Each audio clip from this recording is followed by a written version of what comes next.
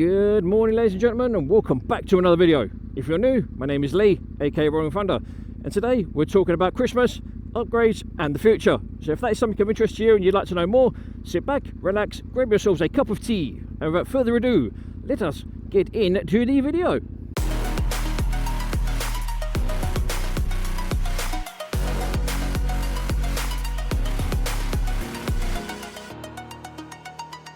So ladies and gentlemen, how are we all doing? I hope you're doing well.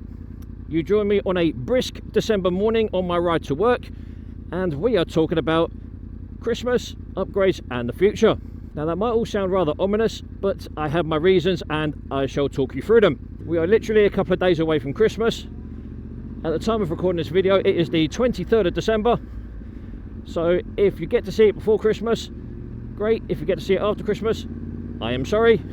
You know, life gets in the way sometimes, but it is what it is. So if you are seeing this for the first time around Christmas, Merry Christmas, Happy New Year, Happy Hanukkah, Happy 4th of July, whatever it is you happen to be doing at the time when you watch this. Now with that out of the way, let us discuss upgrades. At the moment, the R1 is undergoing a little bit of a transformation.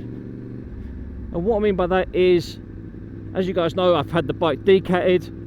I've also changed the brake lines to braided hoses, and I attempted to try and replace the levers, but Litec wanted stupid money for one lever, so I basically told them to get stuffed.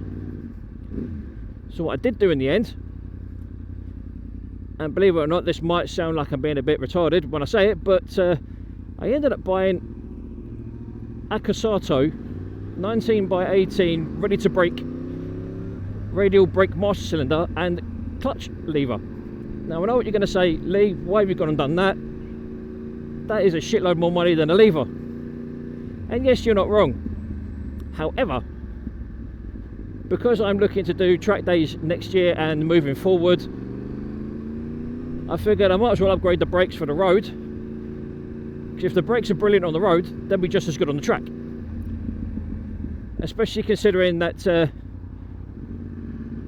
the roads in the UK, as you can see, are pretty shit at the best of times. And the only time you're going to get a really smooth road surface is on a track.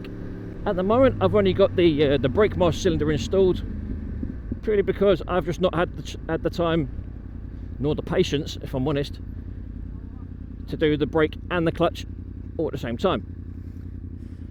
So what I've gone and done, as you can see, I've installed the Casato radial master cylinder. I will be replacing this long lever at some point very soon with the Casato clutch lever that I got. Please don't ask me what it's called, because I can't actually remember. I've also got ARP racing rear sets now on the bike, which I don't know if you can see down there. I will do a proper in-depth review on these at some point. But they are, in a word, nuts. They're super grippy. They are very tactile. I get good feedback through the peg itself, and again I think it'd be a good addition for track day use because they're adjustable. The next thing that I've got to go on the bike is a set of Casato nickel plated calipers. And again, you guys are probably going to think, Lee, why are you doing this? It's overkill. The 6-pot calipers that are currently on the R1 are good enough.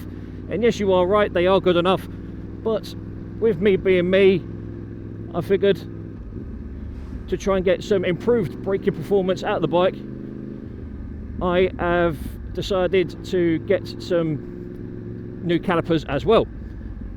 And the calipers that I have chosen are the Casato PZ012s, and I got these through a guy called Matt, who runs a website called TBR Performance. And I will leave a link to his website in the video or in a card above, so you guys can go and check him out. And some of the stuff that he does, I kid you not, ladies and gentlemen, it's fucking nuts. It's not the cheapest stuff in the world, but it's worth their money. And just want to say they're worth their money. I'm not just saying it because, you know, I've had quite a lot of conversations with Matt via Facebook and on the phone regarding all the bits I want to do to the R1 and so on. He's a really nice, genuine guy. The company's UK based as well, which makes life a hell of a lot easier should you have any issues with any bits. He's very good at responding to emails and phone calls and messages on Facebook. He's very quick in responding to customer inquiries or any sort of concerns that people may have, which is always nice, especially for a relatively small shop like he is.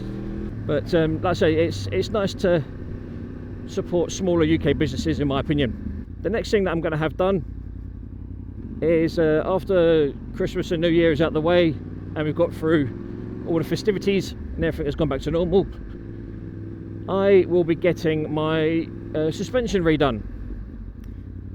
And as far as I am aware, the R1 has never had its forks or rear shock serviced in the 13 years that this poor thing's been on the road. Sorry, not 13 years, 5 years, because it's 2023, not 2033. With the R1 being a 2013 bike,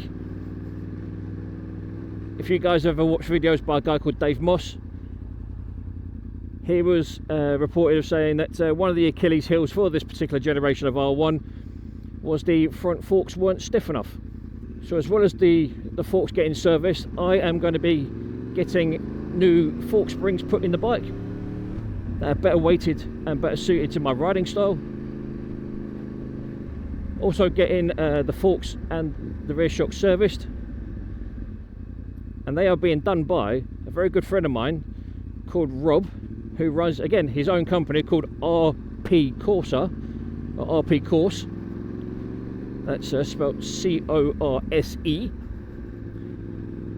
And again, I will leave a link to his website and all his social medias, either in a card above or in the description. So if you guys want any parts in the UK and you're not a million miles away from Horsham, I think he is, then definitely hit him up as well for things like race suspension and any sort of technical information that you need regarding rear shocks and forks and suspension setup and all that kind of good stuff. So that's all happening between now and, say, the middle of January. The R1 needs its second MOT under my ownership by the 10th or 12th of January, I think it is. So I will be getting that done relatively soon. Also, I've already done one video with this camera, and this camera is the DJI Osmo Action 4. Very, very impressed with it. I'm quite glad I made my decision getting this over the Insta360 Ace Pro, I think it's called. I'm very much glad I didn't go down the route of getting the Insta, because it's too expensive and I'm not going to get the most out of it, to be honest. Whereas the DJI, it's on par with what I've used in the past, like with GoPros and drifts and so on. So I've gone with the Action 4. It's currently on Amazon for $399.99, I believe it is. And it gets you pretty much everything you need to get started with motovlogging or vlogging in general, or just having a good action camera that's not going to be astronomically expensive. I mean, 400 quid is still expensive, but it's not as expensive as it could be, if that makes any sense.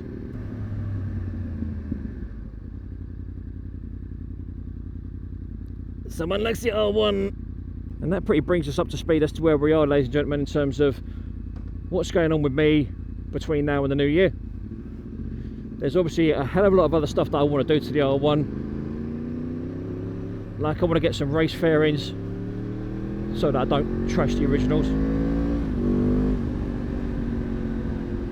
Around the outside we go. I'm also contemplating changing my discs yet again, because along with the new calipers, it just kind of makes sense to have new discs as well. I mean, okay, my current discs aren't a million miles old,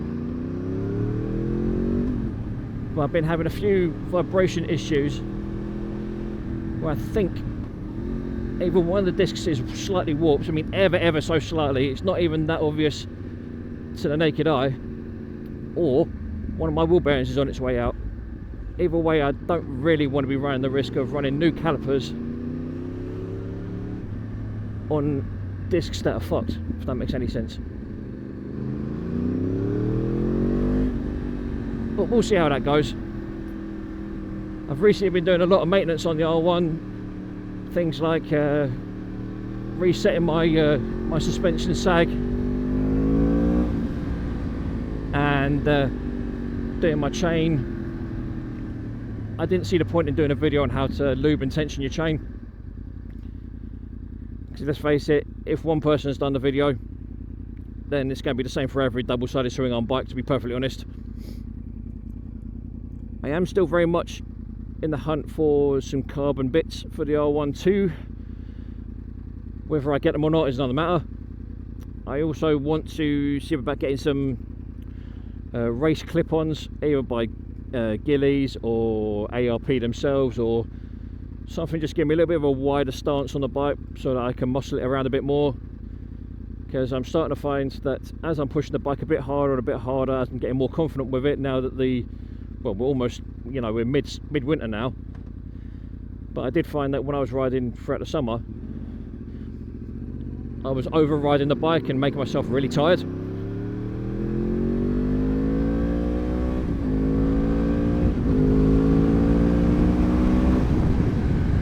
So I figured if I get some aftermarket clip-ons that have got a bit more adjustability to them, I might get away with having a bit more of a relaxed ride, if that makes any sense. I also want to get a quick shifter for the R1 at some point, whether that's now or at some point in the new year. I'm also tempted to take it to sit and tune in to have it set up properly, get it dynoed, so that I'm getting the best out of the bike in terms of its overall performance. Because I think there's a lot to be had from this motor. I love the CP4 cross-plane crank motor. You know, it's got the top end of a 4, the low down grunt of a twin. And speaking of twins, next year the Duke will be getting recommissioned, and you'll be seeing her hopefully in the summer. Because just like Lamb Chops rides, he's got his Ducati project, as too do I. Don't know what's going on there, but either broken down or gone for a piss in a bush. But anyway, ladies and gentlemen, this is where I'm going to leave you. I hope you enjoyed the video. If you did, feel free to comment, like and subscribe. If you do have any questions about the gear I use, or the bikes that I ride, or the bikes that I've even ridden, and the gear that I've used throughout my 20 odd years of riding, please feel free to ask away in the comments box down below, and I'll do my best to get back to you as quickly as I possibly can. But for now, ladies and gentlemen, boys and girls, you have been awesome. I have been Lee, aka Rollin Thunder, saying look after yourselves, look after each other, stay safe on the road, be aware of COVID-19, be safe, be happy, and as always, adios.